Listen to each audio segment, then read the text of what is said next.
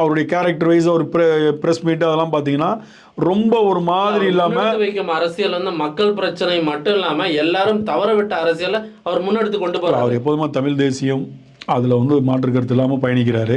அதுதான் அந்த கட்சியோட பெரிய பலமே. ஓகேங்களா, அதை வந்து அவர் விடாப்பிடியாக பிடிச்சிட்டு இருக்காரு. தமிழ் தேசியம்னு வந்தவங்க நிறைய பேர் காண போயிட்டாங்க. நீ வேண்டாம்னு சொல்றது பலமா பலவீனமா? இல்லை, அவர் கணக்கு என்னன்னா, நம்ம இப்படியே ட்ராவல் பண்ணி இப்போ 2% ஆரம்பிச்சு இன்னைக்கு 8 வந்துட்டோம்.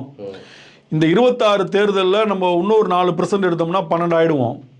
12 ஆகிட்டோம் அப்படின்னா அதுக்கப்புறம் உள்ளது என்னன்னு பார்ப்போம். அவருக்கு வயசு இருக்குன்றனால அவர் அதை வந்து ஹோல்ட் பண்ணி நம்ம போவோம்.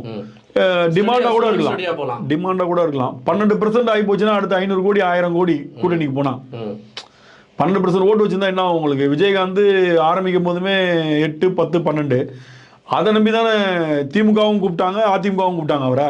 அவர்கிட்ட ஒரு பர்சன்டேஜ் வச்சு பாக்ஸ் ஸ்வீட்